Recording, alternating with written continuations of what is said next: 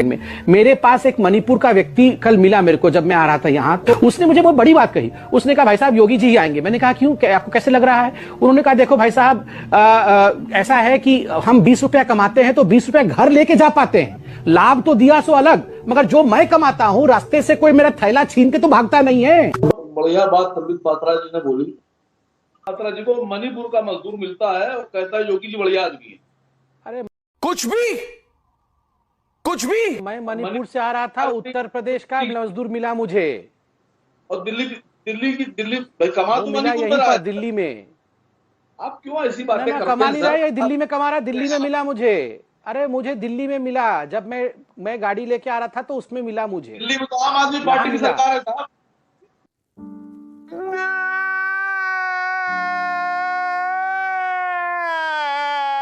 असीम भाई भी हम ही में से एक हैं। ये अलग बात है आज ये असीम वकार हैं, तो आज ये इमामे हिंद बोल रहे हैं, ये अलग बात है। मगर इनके परदादा भी राम ही बोलते थे, भगवान श्री राम की जय ही बोलते थे, और मैं उनको अपने भाई की नजर से देखता हूं। इसलिए मैं असीम वकार जी से सर्टिफिकेट लेने की मुझे कोई आवश्यकता नहीं है। ये देश का संबित पात्रा की बात का आपने जवाब नहीं दिया। संबित पात्रा की बात का आपने जवाब नहीं दिया। किस बात का जवाब चाहते हैं?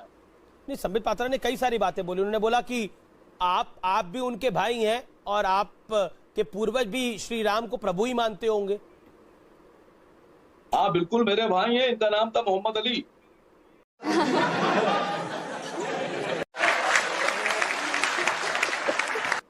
ये गलती से संबित पात्रा हो गए। हाँ।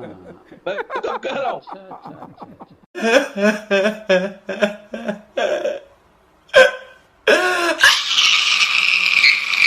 कि जो 70 साल में पिछली सरकारों ने बनाया था, जो बनाया था वो आप बेच रहे हैं। आप कांग्रेस के प्रवक्ता बन के बैठे हैं या एमआईएम के प्रवक्ता बन के बैठे हैं? इस सज्जन को क्या तकलीफ है भाई? क्या तकलीफ है इनको? कल की बात है साहब, मैं तो कुछ कहना चाह रहा था, आपको क्यों बुरा लग रहा है? ये बात तो संबित पात्रा जी को बोलना चाहिए थी। मैं तो कंफर्म कर रही थी सर, ये बात तो संबित नहीं, ये बात नहीं, मैंने जानबूझ के बोला था। मैं देखना चाह रहा था कि यहाँ बीजेपी का प्रवक्ता कौन है। अब आए ना लाइन पे। सिविल डिफेंस ऑफिसर जब नागपुर में अनएक्सप्लोडेड बम की ट्रेनिंग लेने गया तो वहां बताया गया कि जब अणु बम गिरेगा तो अमेरिका अपने 40% आबादी को बचाने के लिए बहुत कॉस्टली शेल्टर्स बना रखा है। हमने प्रश्न पूछा भारत कैसे बचेगा, तो उन्होंने उत्तर दिया कि आप खाई खोदिए, ऊपर बल्लियां रखिए, पत्ते रखिए और गाय का गोबर 1.5 फीट ऊपर लेयर लगा दीजिए तो आप रेडिएशन से बच जाएंगे। एटॉमिक अटैक से बचना है तो गाय का गोबर तो ये मुझे वैज्ञानिकों ने बताया कि हमने कहा हम कैसे बाहर हैं, उनका शरीर पर मल लीजिए गोबर आप, तो आप एटॉमिक रेडिएशन से बच सकते हैं। गाय का गोबर लीप ले तो रेडिएशन से बच सकते हैं। जी हाँ, ये वैज्ञानिक सत्य है, ये नासा का रिसर्च है, मैं बता रहा हूँ, आप गूगल पे देख लीजिए। एक बात सर बता दूं, इन्होंने बताया गाय का गोबर लपेट लेने से ये होता है, बिछा लेने से ये होता है। सर एक रिसर्च ये नहीं बता पाए थे, इन्होंने पढ़ी नहीं वो लाइन, ये भूल गए तो जल्दी आ गए। आधा किलो गाय का गोबर अगर ये खा लें तो दिमाग भी बढ़ता है सर। ये गलत बात है। ये आपत्ति। आधा किलो गाय का गोबर अगर ये खा लें तो दिमाग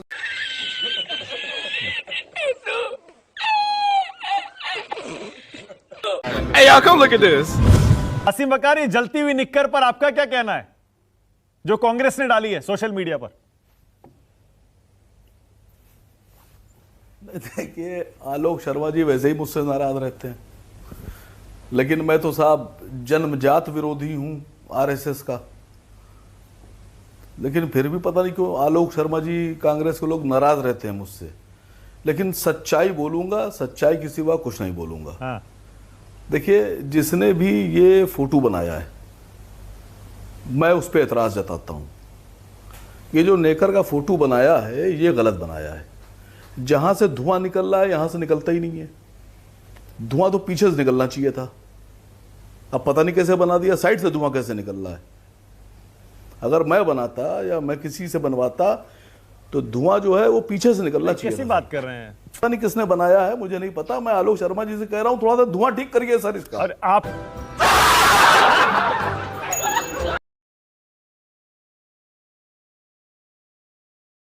ये हिंदू राष्ट्र बन भी गया और है भी, तो इससे क्या प्रॉब्लम है? ये हिंदू राष्ट्र था तभी तो मुसलमान यहां आए।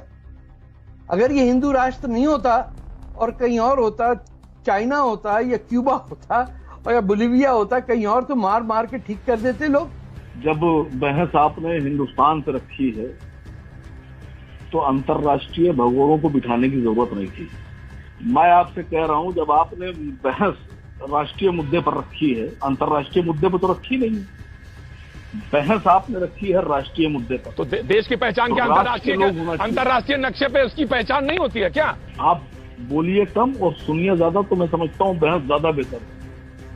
आप तारीफ फतेह के बॉडीगार्ड नहीं है, ना ही सुनिए सर, ना आप तारीफ फतेह के बॉडीगार्ड हैं, आप न्यूज 18 इंडिया के एंकर हैं। आप तारिक फतेह के बॉडीगार्ड मत कीजिए। तारिक फतेह साहब के जो दादा थे वो हिंदू धर्म से गद्दारी करके मुसलमान हो गए। इनके बाप वालिद साहब हिंदुस्तान से गद्दारी करके पाकिस्तानी हो गए। ये खुद पाकिस्तान से गद्दारी करके कैनेडियन हो गए। और आपकी फितरत है, जो इनका डीएनए है, उसके हिसाब से ये वापस इस्लाम से गद्दारी करके और वापस हिंदू होने जा रहे। जो आदमी खानदानी गद्दार है, जिसके डीएनए में गद्दारी है, उससे आप हमारी बहस करा रहे हैं। मसला ये है कि जब हम सवाल पूछते हैं तो लोग घबरा जाते हैं। क्या पता क्या आप आगे का क्वेश्चन, आप सप्लीमेंट्री जोड़ो इसमें। अरे सुनिए तो संजय भाई, धन्यवाद। संजय भाई हो गया। सुनिए आसिम बकार, सप्लीमेंट्री। तो सर मैंने पूछा तालिबान को आप क्या समझते हैं? क्या है? शरीफ है, आतंकवादी, उधर ही रहता है सऊदी अरब की तरफ। सुनिए तो सर, वो उनके बारे में क्या कहते हैं? ठीक, आप बोलिए। ठीक है संजय जी, आप जवाब दीजिए। आप इतना नाराज मत होइए। तालिबान तो आतंकवादी हम लोग मानते हैं। अरब के नागरिक संजय चौधरी साहब ने जवाब नहीं दिया। ये कह रहे हैं आतंकवादी हैं वो, ठीक, और मोदी जी उनको दे रहे हैं 500 करोड़ रुपए। तालिबान को 500 करोड़ भारत सरकार दे रही है, मोदी जी की सरकार। संसद में बजट पेश करा। तालिबान सरकार में है ना, तो सरकार को दे रहे होंगे पैसे। तो सर क्या कल को अगर वो हिजबुल मुजाहिदीन सुनिए या Indian Mujahideen, government to government business होता है ना सर, बात तो सुनिए। कल को अगर इंडियन मुजाहिदीन कमबख्त आकर, आतंकवादी आकर कहीं सरकार बना ले, तो क्या वो भी आप उसको दे देंगे पैसे? जो आतंकवादी है वो है, जो पैदा हुआ आतंकवादी मरेगा भी आतंकवादी। मैं खाली इतना पूछ रहा हूँ, धन्यवाद, मैं इतना पूछ रहा हूँ कि इनसे कोई सवाल नहीं पूछता है। कल तक आतंकवादी आतंकवादी चिल्ला रहे थे, आज मोदी जी उसको बजट में 500 करोड़ दे रहे हैं। और साहब हम लोग का पैसा दे रहे हैं, टैक्स का।